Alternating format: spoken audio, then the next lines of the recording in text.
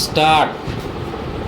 पाणी हे आधुनिक कृषी उत्पादन व्यवस्थेचा आत्मा होय, परंतु भारतामध्ये पावसामुळे जेवढे पाणी उपलब्ध होते त्याचा ढोबळमानाने विचार केला तर एकूण 330 दशलक्ष हेक्टर लिटर पाण्यापैकी फक्त 150 दशलक्ष हेक्टर मीटर पाणी जमिनीत मुरून त्यातले 110 दशलक्ष हेक्टर मीटर पाणी भूगर्भात खोलवर मुरते. या उलट सुमारे 180 दशलक्ष हेक्टर मीटर एवढे पाणी जमिनीच्या पृष्ठभागावरून वाहून जाऊन त्याद्वारे माती तसेच पाणी या दोन्ही निसर्ग संपत्तीचा ऱ्हास होतो. परिच्छेद. भारतात स्वातंत्र्यापूर्वी सिंचन क्षमतेत मोठ्या प्रमाणात वाढ झालेली नव्हती. स्वातंत्र्यानंतर बागायती क्षेत्रात 1.65 कोटी हेक्टरपासून 7 कोटी हेक्टरपर्यंत वाढ करण्यात आली. त्यात भूगर्भातील पाण्याचा वाटा 40% एवढा आहे. परिच्छेद. महाराष्ट्र राज्यात सध्या परिस्थितीत ओलिताखालील 15% एवढी जमीन येते.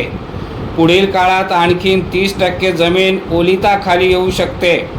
बऱ्याच नद्यांवर वीज उत्पादन व सिंचन क्षेत्रात वाढ करण्यासाठी धरणे बांधण्यात आले, परंतु या पाण्याचा देशाच्या काही भागात सिंचनासाठी अतिरेकी वापर करण्यात आला, ज्यामुळे लाभ क्षेत्राच्या शेवटच्या भागात फारच कमी पाणी उपलब्ध झाले.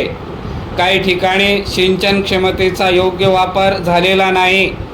पाण्याचा योग्य निचरा न होणे ही बागायती क्षेत्राची मोठी गंभीर समस्या असून त्यामुळे जमिनीची क्षारयुक्त झाल्या आहेत. काही ठिकाणी जमिनीची व पिकांची गरज विचारात न घेता पाणी देण्यात आले, त्यामुळे सिंचनाच्या अनेक समस्या निर्माण झाल्या. परिच्छेद. जगात पाणी भरपूर आहे, पण त्यातील अत्यल्प पाणी वापरण्यायोग्य आणि मानवाला पिण्यालायक उपलब्ध आहे.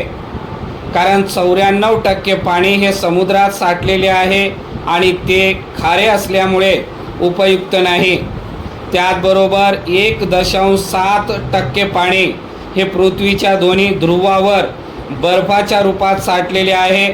त्याचाही मानवी जीवनास काहीच उपयोग नाही. उर्वरित 4.3% एवढेच पाणी मानवी समूहाला उपलब्ध व उपयुक्त ठरणारे आहे. या 4.3% पाण्यापैकी 4.1% एवढे पाणी भूगर्भात आहे, तर केवळ 0.2% पाणी पृथ्वीवरील सर्व नद्या, नाले, धबधबे, सरोवरात उपलब्ध आहे.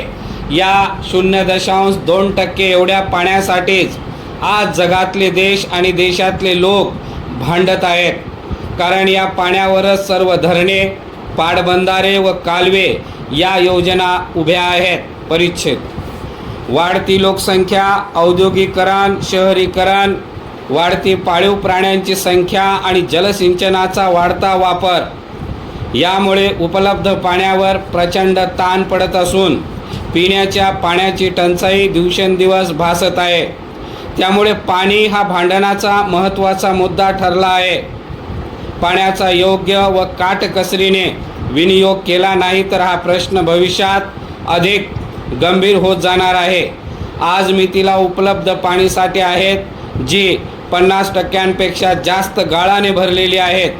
ती पूर्णपणे उपसून जास्तीत जास्त पाणीसाठा करावा लागेल. तेव्हा कुठे आपण पाण्याबाबत थोडे बहुत स्वयंपूर्ण होऊ. परिच्छेद. महाराष्ट्राचा विचार करता अर्ध राज्य दरवर्षी दुष्काळाच्या छायेत असते. त्यासाठी पहिल्या महत्त्वाचा पिण्याच्या पाण्याचा प्रश्न सोडवावयाचा असेल तर छतावरील पाणी पाईपद्वारे विहिरीत, बोर, आडाच्या जवळ केलेल्या फिल्टर खड्ड्यात, ज्यांचा आकार कमीत कमी 4x4 पासून जेवढा जास्त छताचे क्षेत्र असेल त्या प्रमाणात वाढवावे लागेल. सरासरी पाऊस किंवा जेमतेम पाऊस जरी झाला तरी पाण्याबाबत दुर्भिक्ष बऱ्याच प्रमाणात कमी करता येईल.